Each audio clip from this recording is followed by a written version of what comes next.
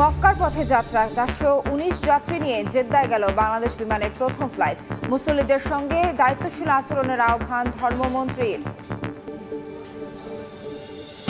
দল অংশ না নিলেও উপজেলা নির্বাচনে জয় পেলেন বিএনপির বহিষ্কৃত 7 জন।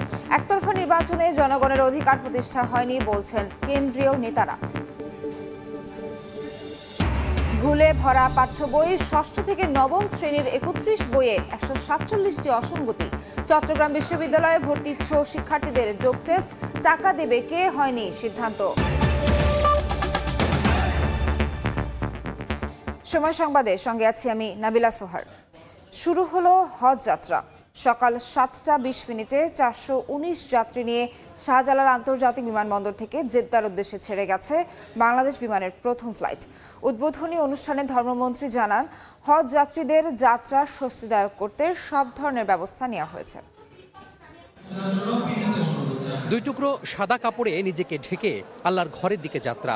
বাংলাদেশ মিকাত অর্থাৎ ইহরাম বাঁধার নির্দিষ্ট স্থান না হলেও মনের আকুতি নিয়ে ইহরাম বেঁধেছেন অনেকে। নিজেকে সঁপে দেওয়ার চূড়ান্ত নিয়তে রাসূলের শহরে যাত্রায় এ যেন এক মহা পবিত্র মিলন।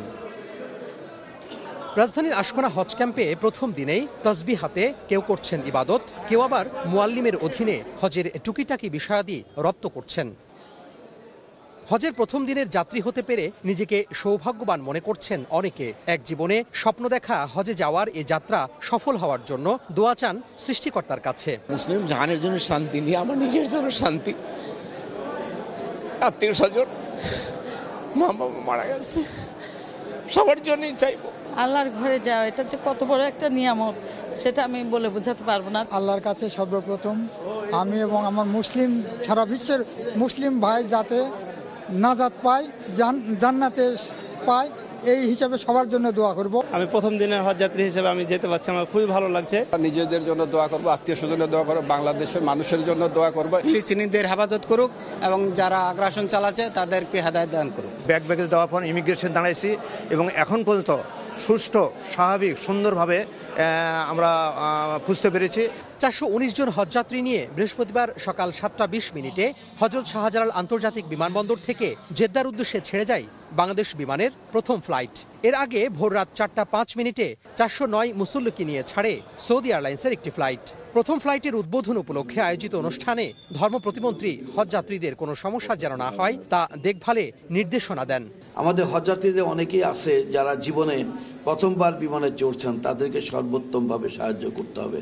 তাদেরকে সংশ্লিষ্ট সিটটি দেখিয়ে দেওয়া, সিট বেল্ট বাঁধা ও খোলার ক্ষেত্রে সহায়তা করতে হবে। প্রক্ষালন কক্ষ ব্যবহারের ক্ষেত্রেও অনেককেই সহায়তা দিতে হবে। কোনোভাবেই বিমান যাতায়াতের সময় সম্মানিত হজযাত্রীগণ কোনোরূপ অসহায়ত্ব বোধ না করে কিংবা অস্বস্তিতে না ভেঙে পড়ে সেদিক কিন্তু দৃষ্টি রাখতে হবে। হজযাত্রীদের অনেকেই আছেন যারা তিল তিল করে জমানো সঞ্চয় দিয়ে হজ করে থাকেন, তাদের আবেগ অনুভূতিকে সম্মান দেখাতে হবে। হজের মূল নিবন্ধনকারীদের মধ্যে এখনো প্রায় 30,000 যাত্রীর ভিসা না হলেও হাব বলছে এ বিষয়ে কোনো সমস্যার সৃষ্টি হবে না। নির্দিষ্ট সময়ের মধ্যেই সম্পন্ন হবে এবারের কার্যক্রম। ভিসার কোনো জটিলতা আর নাই এবং এ কারণে কোনো ফ্লাইট মিস হবে না, সকল ফ্লাইট ভালোভাবে যাবে। আগামী 10 জুন সবশেষ হজ ফ্লাইট দেশ ছাড়বে। এবছর বাংলাদেশ থেকে 85,257 জন মুসল্লির হজে যাওয়ার কথা রয়েছে। তোহা খান তামিম, সময় সংবাদ, ঢাকা। এই মুহূর্তে আশকোনা হজ ক্যাম্পে আছেন তোহা খান তামিম, সরাসরি চলে যাচ্ছে তার কাছে।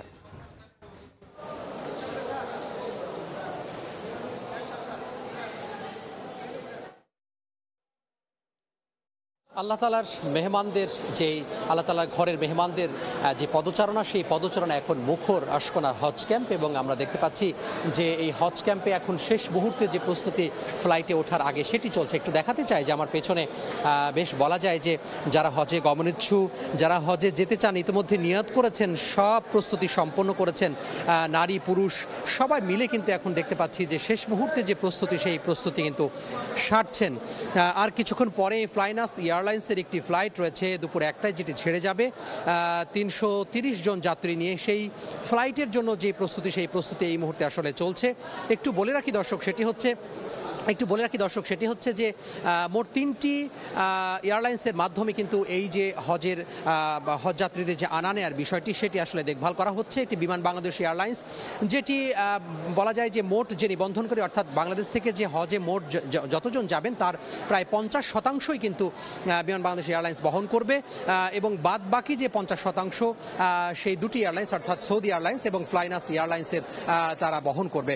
এবং আমরা দেখতে পাচ্ছি যে ফ্লাইনাস এয়ারলাইন্সের দুপুর একটি ফ্লাইট ছেড়ে যাওয়ার কথা রয়েছে, এবং সেটার জন্য যে বোর্ডিং ইতিমধ্যে কিন্তু সম্পন্ন হয়েছে।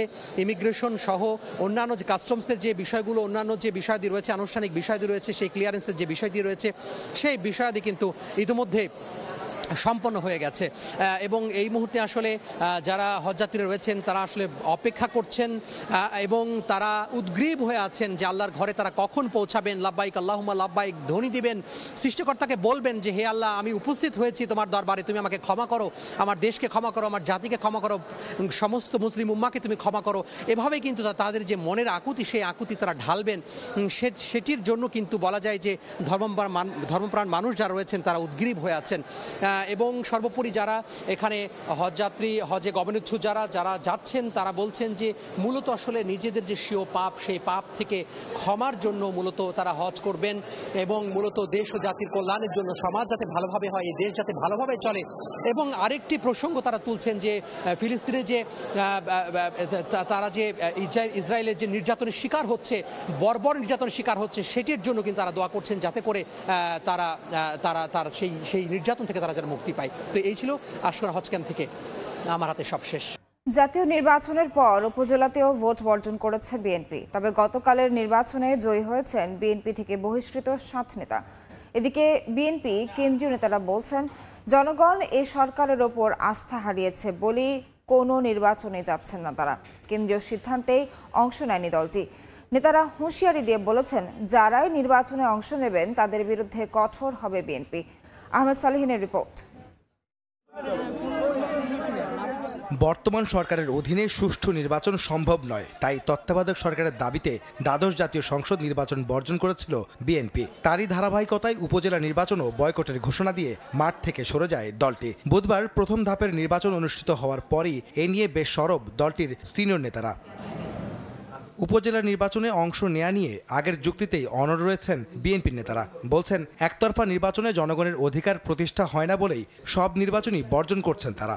অবশ্যই প্রশাসনের নির্বাচন, এই নির্বাচন প্রক্রিয়াটি কোনো বিশ্বাসযোগ্যতা নেই, এবং এই নির্বাচন প্রক্রিয়ার উপরে মানুষের আস্থা নেই। আমাদের এই নির্বাচনটি বর্জন করার পেছনে এই একটি উদ্দেশ্য, যে আমরা এই সরকারকে বুঝিয়ে দিতে চাই এই নির্বাচন ব্যবস্থাটি আসলে বিশ্বাসযোগ্য নয়। বিএনপি সবসময় নির্বাচনে যেতে চায়, এবং আমরা মনে করি যে নির্বাচন ছাড়া তো ক্ষমতায় যাওয়ার আর কোনো রাস্তাও নেই। নির্বাচন কমিশন এবং এই সরকারের উপর থেকে আমাদের আস্থা উঠে গিয়েছে। এই সরকারের অধীনে কোনো নির্বাচনে যাব না, কারণ যে নির্বাচনে জনগণ ভোটাধিকার প্রয়োগ করতে পারে না সেই নির্বাচনে যাওয়া অর্থহীন। এই কারণেই বিএনপি এই উপজেলা নির্বাচন বয়কট করেছে। তবে নানা যুক্তিতে দলের যারাই অংশ নিচ্ছেন উপজেলা নির্বাচনে তাদের বিরুদ্ধে ব্যবস্থাও নিচ্ছে বিএনপি। পরের 3 ধাপেও যদি কেউ অংশ নেন তাদের পরিণতিও একই হবে, এমনটা হুঁশিয়ারি ছিল দলটির নেতাদের। নির্বাচনে যারা অংশ নিচ্ছে এরা বিএনপির গুরুত্বপূর্ণ নেতা নয়, দলের অতি ক্ষুদ্র একটি অংশ। কিন্তু এই নির্বাচনে যারা যাবে তারা পরবর্তীকালে পস্তাবে, কারণ এদের নির্বাচিত হওয়ার কোনো সম্ভাবনাই নেই। বিএনপি, আওয়ামী লীগ কাউকে কোনো স্পেস দেবে না। গণতান্ত্রিক প্রক্রিয়ার বক্তব্যটিকে ভিন্নমত থাকবে, কিন্তু যখন সার্বিক একটি সিদ্ধান্ত হবে সেটা কিন্তু মেজরিটি বেসিসে সিদ্ধান্ত নিতে হবে। কাজেই বিএনপির ভেতরে মেজরিটি ভেবেছে যে এই নির্বাচন যে অর্থহীন এবং একটি নিয়ন্ত্রিত নির্বাচন, একটা সাজানো নাটক, সেখানে না যাওয়াটা সবার জন্য, দেশবাসীর জন্য মঙ্গলজনক হবে। অবাধ, সুষ্ঠু ও গ্রহণযোগ্য নির্বাচন ব্যবস্থা নিশ্চিত না হওয়া পর্যন্ত আন্দোলন ও নির্বাচন বর্জন চালিয়ে যাওয়ার ঘোষণা দেন বিএনপি নেতারা। এই নির্বাচনে মানুষের কোনো উৎসাহ উদ্দীপনা নেই। আহমেদ সালেহিন, সময় সংবাদ, ঢাকা। পররাষ্ট্রমন্ত্রীর সঙ্গে সৌজন্য সাক্ষাৎ করতে পররাষ্ট্র মন্ত্রণালয়ে এসেছেন ভারতের পররাষ্ট্র সচিব বিনয় মোহন কোয়াত্রা। এই মুহূর্তে সেখানে আছেন রিপোর্টার তাজবার মাহমিদ, সরাসরি যাচ্ছি তার কাছে। ভারতের পররাষ্ট্র সচিব বিনয় মোহন কোয়াত্রা গতকাল সন্ধ্যায় ঢাকায় অবতরণ করেছেন, তবে তার আনুষ্ঠানিক কার্যক্রম আজকে সকাল থেকে শুরু হয়েছে। প্রথমেই তিনি প্রধানমন্ত্রী শেখ হাসিনার সঙ্গে গণভবনে সৌজন্য সাক্ষাৎ করেন এবং সেখানে আমরা ধারণা করছি যে প্রধানমন্ত্রীকে ভারত সফরের আনুষ্ঠানিক আমন্ত্রণপত্র তিনি হস্তান্তর করেছেন বলে যতটুকু খবর সেটুকু আমরা পাচ্ছি। এবং তারপরে তিনি 11:30টার সময় পররাষ্ট্রমন্ত্রীর সঙ্গে সাক্ষাতে পররাষ্ট্র মন্ত্রণালয়ে আসেন এবং এরপরেই এখানে এখনও চলছে আলোচনা এবং ঘণ্টাখানেক আলোচনার পরে পররাষ্ট্র সচিব মাসুদ বিন মোমেনের সঙ্গে রাষ্ট্রীয় অতিথি ভবন যমুনায় তিনি দ্বিপাক্ষিক বৈঠকে মিলিত হবেন। তবে সবথেকে গুরুত্বপূর্ণ যে বিষয়টি, ভারতের পররাষ্ট্র সচিব এমন একটি সময় বাংলাদেশ সফর করছেন যখন কিন্তু ভারতের নির্বাচন চলমান রয়েছে। 19 এপ্রিল থেকে যে নির্বাচন শুরু হয়েছে এবং 4 জুন গিয়ে অর্থাৎ 7টি দফায় ভারতের নির্বাচন অনুষ্ঠিত হয়, কারণ পৃথিবীর সবচেয়ে বড় যে গণতান্ত্রিক দেশ 7 দফায় নির্বাচনের পরে 4 জানুয়ারি সে নির্বাচনের ফলাফল ঘোষণা করবে। অর্থাৎ এটা একটি ট্রানজিশনাল পিরিয়ড ভারতের রাজনীতিতে। হয়তো বিজেপি এখন ক্ষমতায় আছে, সেখানে আগামীতে কোন সরকার ক্ষমতায় আসবে সেটি কিন্তু এই ভোট গ্রহণের উপর নির্ভর করছে। তবে যেই সরকারই আসুক না কেন, প্রধানমন্ত্রী যে বা বাংলাদেশ যে আসলে একটি গুরুত্বপূর্ণ জায়গায় আছে অংশীদারিত্বের ক্ষেত্রে ভারতের সঙ্গে, সেটি কিন্তু এই ভারতের পররাষ্ট্র সচিবের সফর থেকেই কিন্তু আসলে বোঝা যায়। কারণ যেই সরকারি ক্ষমতায় আসুক সেখানে কিন্তু প্রধানমন্ত্রীর যেই সফরের জন্য ভারত সফরের জন্য আমন্ত্রণপত্র সেটি কিন্তু বহাল থাকছে এবং প্রধানমন্ত্রী ধারণা করা হচ্ছে যে জুলাইতে তিনি ভারত সফর করবেন এবং জুলাইতে কিন্তু প্রধানমন্ত্রীর আরও কয়েকটি সফরের জন্য আমন্ত্রণ রয়েছে। যেমনটি আমরা জানি যে চীনের সফরের তিনি জুনের প্রথম সপ্তাহে চীনের সফরের কথা রয়েছে, এরপরে ব্রাজিলেও তিনি সফর করবেন। অর্থাৎ জুন মাসটিতে হয়তো প্রধানমন্ত্রীর যেই দ্বিপাক্ষিক সফরগুলো সেটি হয়তো ভারত দিয়ে শুরু হবে এবং তারপরে চীন এবং ব্রাজিলে যাবেন। তো পররাষ্ট্র সচিবের সঙ্গে আসলে বৈঠকের পরে আমরা আরও বিস্তারিত জানতে পারবো যে কী কী বিষয়ে আলোচনা হয়েছে। তো এই ছিল পররাষ্ট্র মন্ত্রণালয় থেকে আমার কাছে সর্বশেষ খবরাখবর। এতক্ষণ ছিলাম পররাষ্ট্র মন্ত্রণালয়। ফিলিস্তিনে ইসরায়েলি আগ্রাসন বন্ধের দাবিতে ঢাকায় মার্কিন দূতাবাস ঘেরাও কর্মসূচিতে অংশ নিয়েছেন বিভিন্ন শ্রেণী পেশার মানুষ। এই মুহূর্তে শাহজাদপুরে আছেন রিপোর্টার নাজমুস সালেহি, সরাসরি যাচ্ছি তার কাছে।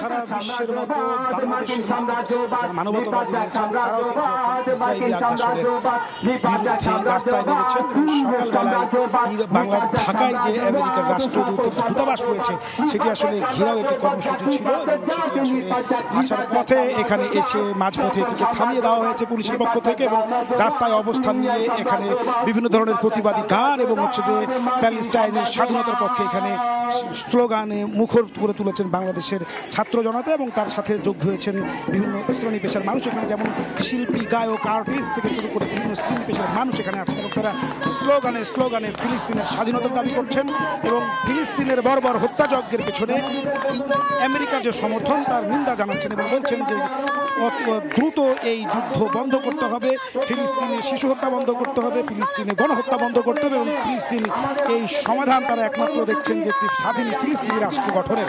এই স্বাধীন ফিলিস্তিন রাষ্ট্র গঠনের সারা পৃথিবী যেমন জেগে উঠেছে, সারা পৃথিবীতে যেমন এই ফিলিস্তিনের পক্ষে সংহতি জানিয়ে আন্দোলন হচ্ছে, তারা বলছে এই আন্দোলন তারাও আসলে এটিকে কন্টিনিউ করবেন এবং তারাও এটিকে আসলে চালিয়ে যাবেন। পাশাপাশি বাংলাদেশ সরকারকেও তারা আসলে বিভিন্ন ধরনের পরামর্শ দিচ্ছেন। তারা বলছেন যে বাংলাদেশের জনগণ যেহেতু ফিলিস্তিনের পক্ষে সংহতি জানিয়ে ইসরায়েলের বর্বরতার বিরুদ্ধে মাঠে নেমেছে, সুতরাং সরকারের উচিত এটি নিয়ে আসলে কূটনৈতিক লেভেলে এটি নিয়ে আলাপ আলোচনা করা এবং কিভাবে স্বাধীন ফিলিস্তিনি রাষ্ট্র গঠনের একটি রাষ্ট্রীয় উদ্যোগ নেওয়া যায় সেই ব্যাপারে বাংলাদেশ সরকারকেও তারা আসলে উদ্যোগ নেওয়ার পরামর্শ দিচ্ছেন। সকাল থেকে এখানে তারা বিভিন্ন ব্যানার ফেস্টুন নিয়ে জড়ো হয়েছেন এবং সেই সমস্ত ব্যানার ফেস্টুনে আসলে ইসরায়েলে যে মার্কিন সমর্থনে, মার্কিন মদদে যেই ইসরায়েলে যে বর্বরতা চলছে, যে গণহত্যা চলছে তার নিন্দা জানান এবং ধিক্কার জানাচ্ছেন এবং অনতিবিলম্বে এই যুদ্ধ তারা বন্ধের আহ্বান জানিয়েছেন। শুধু যুদ্ধ বন্ধ নয়, এই স্থায়ী এই সমাধানের জন্য, এই গণহত্যা বন্ধ করে স্থায়ী সমাধানের জন্য তারা একটি স্বাধীন ফিলিস্তিনি রাষ্ট্র গঠনেরই আসলে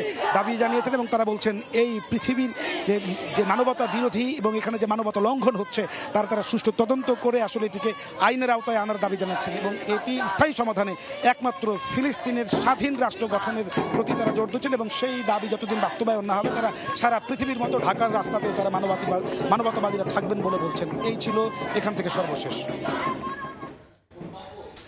এতক্ষণ সরাসরি যুক্ত ছিলাম শাহজাদপুর থেকে। ঢাকায় মার্কিন দূতাবাস ঘেরাও কর্মসূচির খবর সরাসরি দেখতে ভিজিট করুন সময় টিভির ফেসবুক পেজে। হোয়াইট ওয়াশের লজ্জা এড়াতে শেষ টি-20তে ভারতের বিপক্ষে মাঠে নামবে বাংলাদেশ নারী দল। সিলেট আন্তর্জাতিক স্টেডিয়ামে ম্যাচ শুরু বিকেল 4টায়। ভারতের বিপক্ষে সবশেষ হোম সিরিজে দুর্দান্ত পারফরমেন্স উপহার দিয়েছিল জ্যোতিরা। এবারও সেই ধারাবাহিকতা বজায় রাখার লক্ষ্য ছিল স্বাগতিকদের। তবে 5 ম্যাচ টি20 সিরিজে পারফরমেন্স যাচ্ছে তাই। সিলেটে 4টি ম্যাচে হেরেছে বাংলাদেশ। হোয়াইট ওয়াশের রাতে মরিয়া টাইগ্রেসরা। ভারতকে রুখতে বোলিং নিয়ে বাড়তি সেশন করেছে তিলকারত্নের দল। অক্টোবরে বাংলাদেশে হবে টি20 বিশ্বকাপ। তার আগে আত্মবিশ্বাস ফিরে পেতে জয়ের ধারায় ফিরতে চায় জ্যোতি নাহিদারা।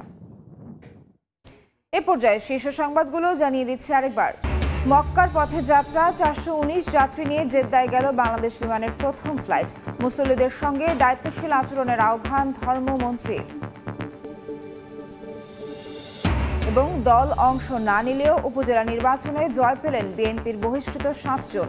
একতরফা নির্বাচনে জনগণের অধিকার প্রতিষ্ঠা হয়নি বলছেন কেন্দ্রীয় নেতারা।